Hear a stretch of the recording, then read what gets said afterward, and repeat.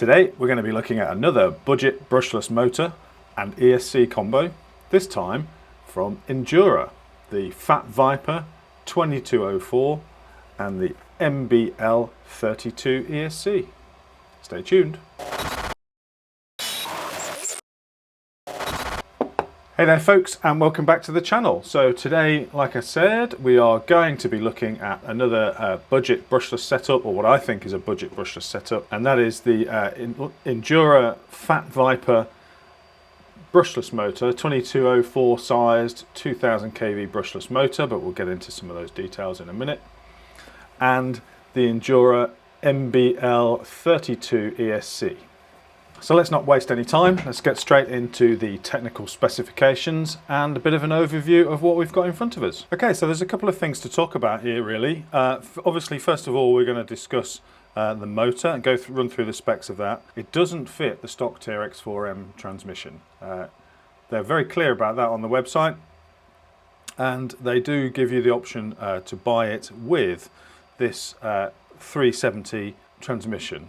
It is a direct fit to the 370, and obviously that was originally intended for their 370 size brush motor, but it's obviously a nice setup. It does mean that the gearing is slightly different, and hopefully that's suited to the brushless motor.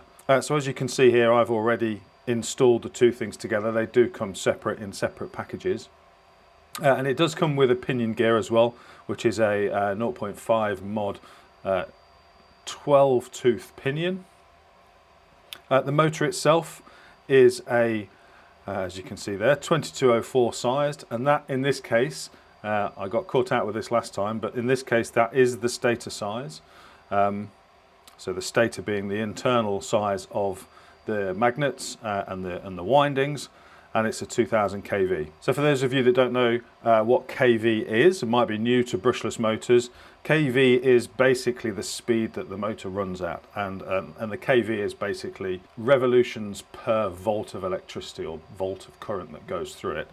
So if, for example, I'm going to put a 7 volt current through this from a 2S battery, or an 8 volt in fact, 8 volt, that's going to run at a maximum speed of 16,000 RPM. So it's quite a quick motor. The stator volume, so the 22, which will be the width, and the 04, which will be the height, so the stator volume determines the torque of the motor and how much power that motor's got. So skimming down a few other bits of the specification, overall it is the full width is 29 millimeters, and the depth I think is about 19, and it weighs in at 28 grams. Peak current for the motor is 45 amp. I think we're going to be well short of that on a little build like this, and it is again a 2mm shaft with a flattened section, but it does come, like I say, with a pinion gear on it, ready to mate up to this transmission. The transmission is all metal gears, and it is an all metal casing, so that's quite nice. It's a good upgrade, and it's really not a lot of extra money. This whole kit, the motor, the transmission and the ESC, was just over £60, so it's very good value in terms of cost, or at least it will be if it's any good. The motor and transmission come in standard Injora sized plastic bags, so no frills in terms of the packaging. So moving on to the ESC, at least that is in a box, which is good, but you know, I don't feel the need for a price to be inflated, or a product to be inflated in price because it's in fancy packaging, so not too bothered about that. It does come with a little warning here around making sure that the throttle trim is set to 0. So we have the ESC itself, which already has an XT30 on it, which I'm very happy to see because that's what I use, so that'll be useful. I won't have to change it.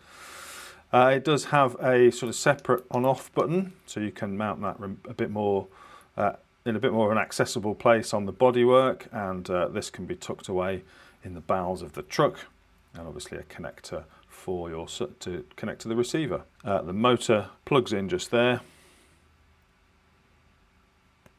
with that sort of PH 2.0 type connector, and you're good to go. That's it, simple as that. Along with the ESC, you do get a fairly hefty instruction manual with lots of bits of info, but that's really nice, nicely printed. Nice and clear instructions, and it's got a handy troubleshooting guide on the back, which is always nice to see, but also always slightly worrying at the same time.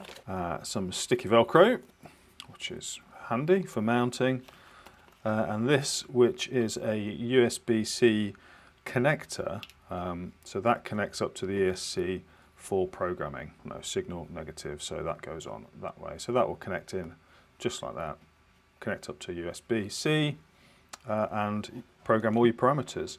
Now I need to do that before I get started, and unfortunately the application for doing that is a Windows only application, so I'm now going to go and find or borrow one of my kids' computers so I can program my ESC. So in terms of some of the specifications for the MBL32, as you can see, it is metal casing on the top, although the bottom is plastic.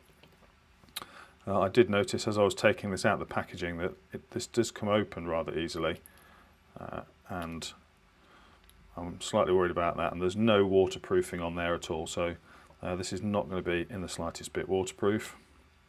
Probably not such a big deal for a 18th scale, but you know, it would be nice. It is 2 to 3S compatible, maximum current only 30 amps. But again, I'm pretty sure that will be more than enough. Bec on this is a 3 amp bec, which will be good if we're looking to power some sort of high powered servos, and can be adjusted by the dip switch on the power on off button, so that can adjust the bec output from 6 volts to 7.4. The motor connectors are a 3-pin PH2, as are most, so that's good. It's going to be compatible with lots of motors, not just the Injora one. And the weight is 16 grams. I'm going to go and get that programmed up, do the basic setup that I need to do, and then we'll come back and we'll get it installed into a build. So that was super nice and simple to configure. All the instructions are really clear on the Injora website, so if you're struggling, I'll pop some links in the description that take you straight to the Google Drive that's got all of that info in. So there's nothing really left to do here for me apart from get this installed into a build and give it a test. And when we spoke last time, obviously I put the Hobby Wing setup into my Mius Ripper, and I had a bit of a torrid time with that, so I've taken all of that out of there. The Hobby Wing setup is now in the IR40, and the guts of the Ripper are here and ready to go into something different. So I've got some other bits and pieces. There's a new set of drive shafts because it's shattered my drive shafts, an Injora LCG chassis, some other bits of carbon fibre, and an IR60. So I'm going to throw all of this lot together, and then we'll come back and see how the motor fares.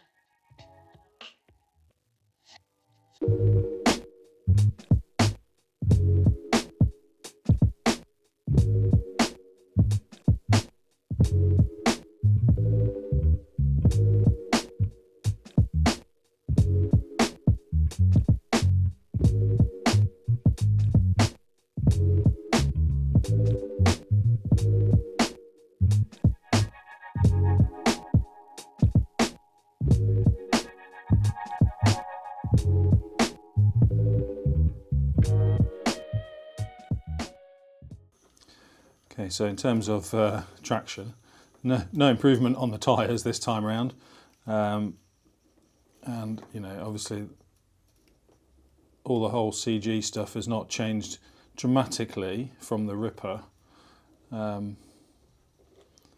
but this motor and ESC combination is super nice and controllable. Love it, really goes nice and smoothly. There's not a big jolt between the kind of slow speed and high speed, and yeah, really quite impressed with it. It's super smooth, very quiet, as you can hear, or can't hear, hopefully.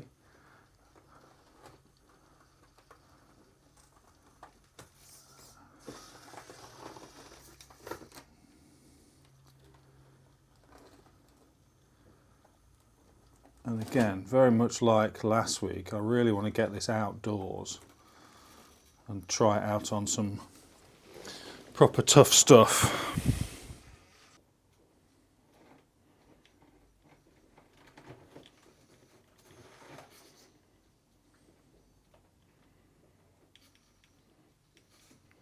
So see, that's quick drag brake test. That's holding absolutely rock solid on there. That's now, I'm just accelerating very gently. Just try and get that down without falling off. That came down there really nicely.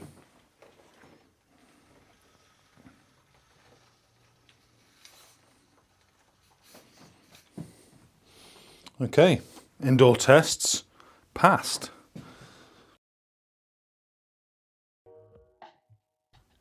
So the outdoor test session had a bit of a problem with the audio on this, so I've had to go back and re-record some of it from the comfort of my nice warm cabin. Great little session this, out at some little rocks in Leicestershire, not too far from where I live. Cracking size for these 1/18th and 1/24th scale trucks. I think this little spot is perfect for these. Really good fun. Lots of challenging inclines, nice sharp rocks, difficult technical kind of gaps and spaces to get up and through, so really good fun. Pretty pleased with the IR60, works quite nicely, and the chassis I've been fairly pleased with for a while. The nice thing about this setup is with the way I've got that set on that extra tray, I've got a nice empty rear bed on that IR60, so definitely going to be able to do some 3D printing for that, scale that up a bit, make it look cool.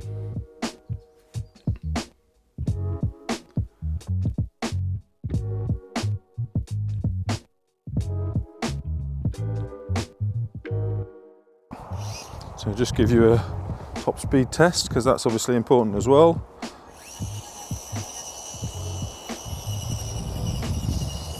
I mean, it's kind of okay. It's pretty much full throttle to get a walkable speed, so it's not going to be for trailing, this motor. If you want to do more trailing stuff, there is a 2400 kV option. That will be certainly a little bit quicker, but possibly a little bit less torquey. So depending on what you're looking to do, there are a couple of different options. For me, this sort of technical slow crawling is what I enjoy. Therefore, this 2000 kV option is, I think, pretty much perfect for me. Especially on these little 1/18ths, because if you're going between obstacles, any kind of distance, you can just pick it up. Not going to get tired carrying one of these around.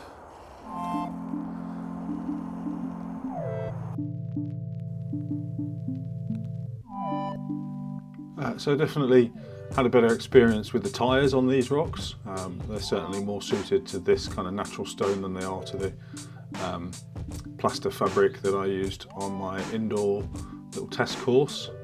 That said, you know, they're not doing brilliantly here, but they do kind of grip, and once they do grip, they go up nicely.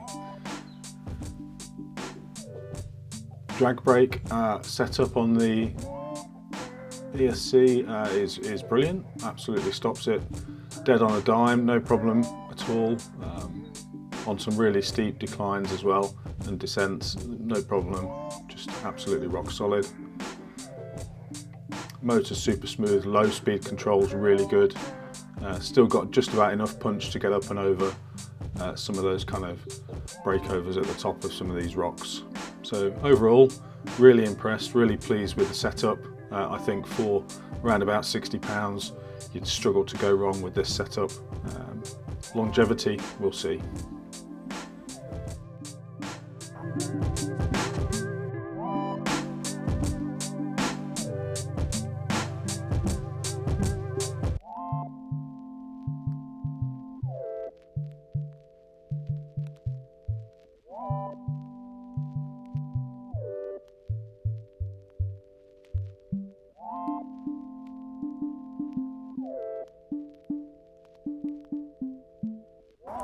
Okay folks, I think we're going to wrap it up there. Thank you for watching, hope you've enjoyed the video. If you've made it this far, don't forget to give us a thumbs up and subscribe if you haven't done already. We'll be back soon with some more videos around probably these TRX4Ms and the SCX24s. That seems to be where my interest is at the moment, so I'm almost certain there'll be more to come. In the meantime, hope you have a good week, and we'll see you on the next one.